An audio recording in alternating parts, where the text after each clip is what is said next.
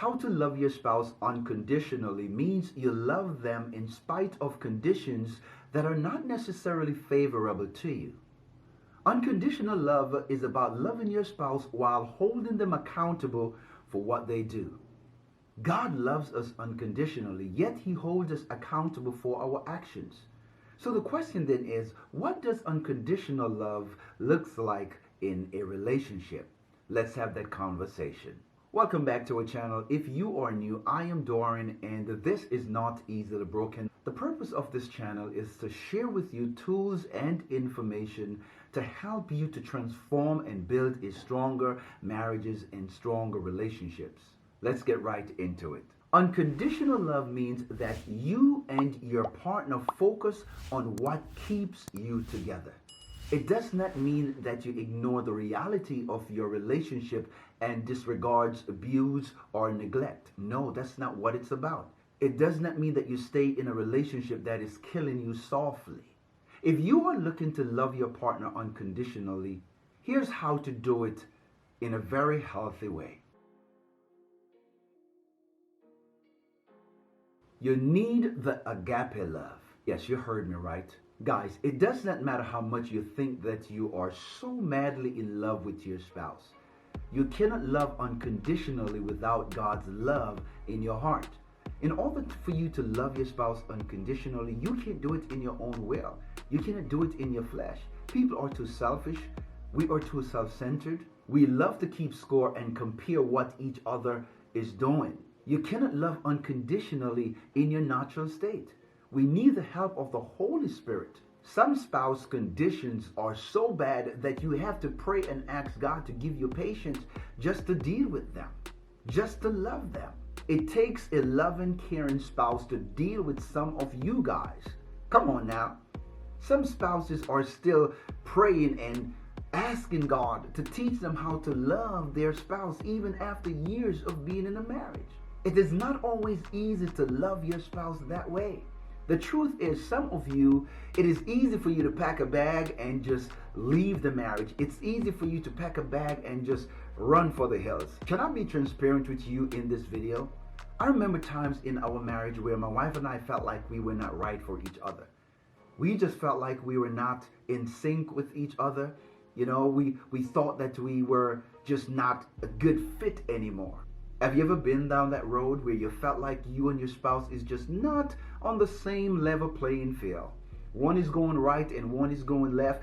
You are on page 10 and she's on page 100. You know what I'm talking about. But I am so glad. I am so happy that I didn't listen to the lies of the devil. My wife and I, we've been married now for over 27 years. This past February, we celebrated 27 years of marriage. God is so good. God is so amazing. God just didn't allow us to quit when we wanted. You probably want to throw in the towel and God is throwing it right back at you. Because you see, God knows the end from the beginning and He knows the beginning from the end. He is not through with working on your marriage. First, you must love yourself. See, I couldn't love my wife unconditionally until I learned how to love myself. You will never love your spouse unconditionally until you learn how to love you.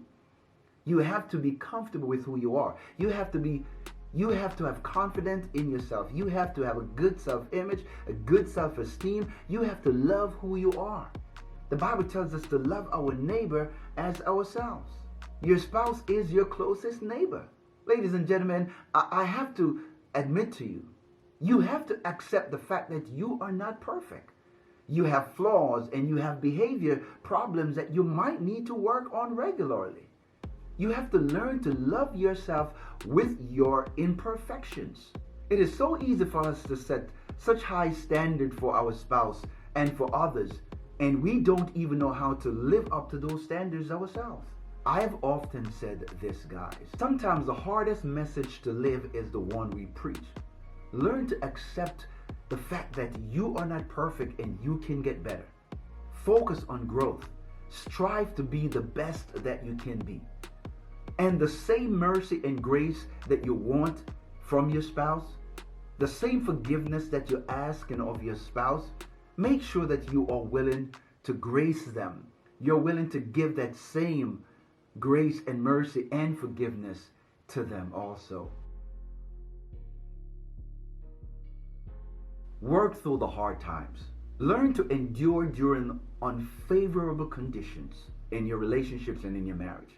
Don't let the dark, disappointing times fool you thinking that you can't be in the relationship. Believe in your love and believe in yourself. Believe that your love is worth fighting for and work through obstacles. Sometimes your marriage is like a diamond in the rough. It doesn't look like it's valuable right now. But a diamond doesn't lose its value just because it's full of dirt or it may be in the earth. No, it just needs to be polished. It just needs to be brought back to life. And it takes a gemologist that knows how to cut it and knows how to fashion it and design it into something special. God wants to do the same thing with your marriage. It is not how big your problems are. It is how big your God is. With God, all things are possible.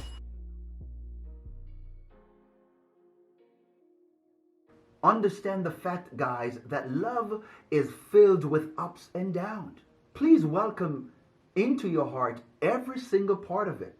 The happiness, the romance, the adventures, the in-home pajama times, the jokes, the laughter, the disappointment, the disagreement, the sadness, the tears, and all of the unknowns in between. No love is perfect, but the bad is just as much a part of love as the good part of it. The ups and the downs are all a part of the process, and we all know that things are working together for your good.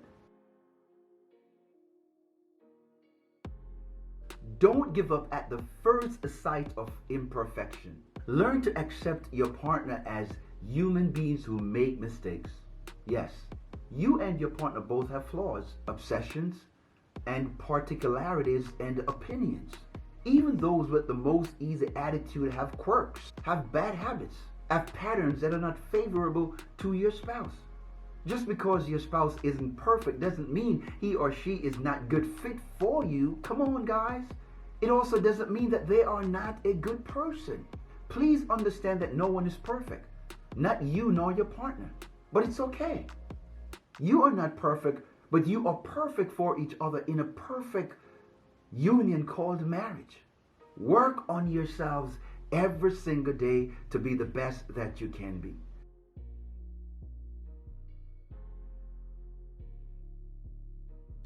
Strike a balance and have mutual respect.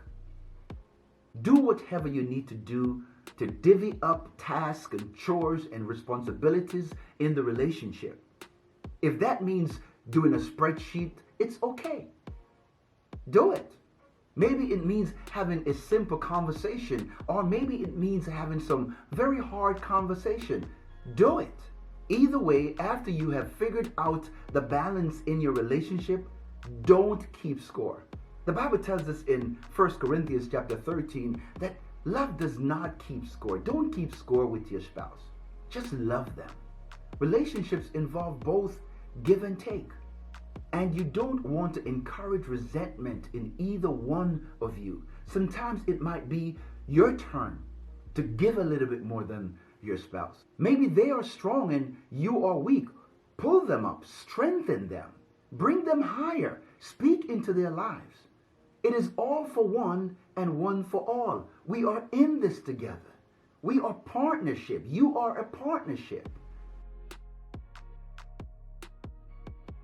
Believe that you and your partner both deserve happiness. Above all, you and your partner deserve to be happy. One would never suggest staying in a relationship in which you are unhappy. However, if you truly love your partner, you can choose to try to make it work. Believing you are both worthy of happiness will put you in the right direction. Unconditional love is not ignoring the trials and tribulation that comes with combining two lives as one. Be intentional with your love, guys. A successful marriage is not by accident, it is a planned event.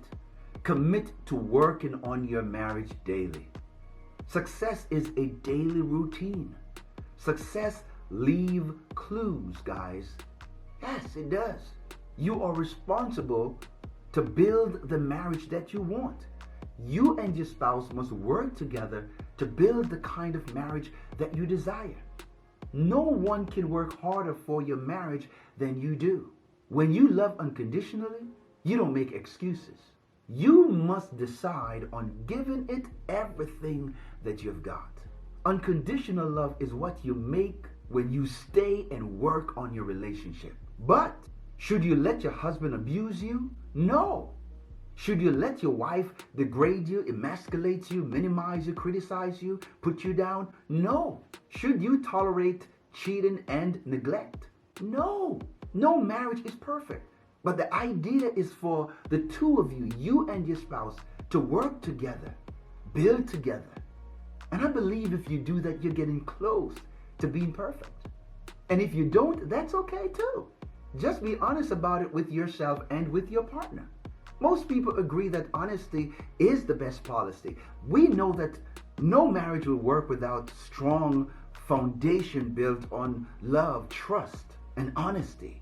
You and your spouse can build a successful marriage and a successful relationship.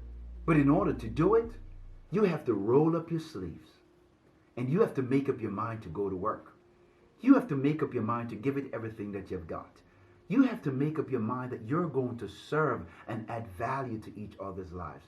You have to decide that you're going to love unconditionally, and doing so simply means that you are loving your spouse in spite of a condition that may not be favorable to you. Whether it's a bad habit, I don't know. Financial problem, I don't know. But at the end of the day, you have to hold them accountable for what they bring to the marriage, while you still invest into doing everything in your power to be the best version of yourself, to love them, to honor them.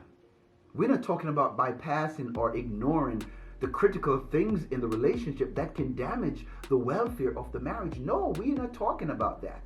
We're not talking about sweeping stuff under the rug and let it stay there. No, we're talking about dealing with the pain, the scars, and the issues, stopping the marriage from growing and flourishing so that you can love again, so that you can build a successful marriage and a successful relationship. And so, ladies and gentlemen, that's what I want to share with you in this video. I hope that this video was a blessing to you. Thank you for watching. I really do appreciate it. And if there's anything that was said that adds some value to your life, please, by all means, hit that like button and also subscribe to our YouTube channel. I cannot wait to see you in the next one. God bless you.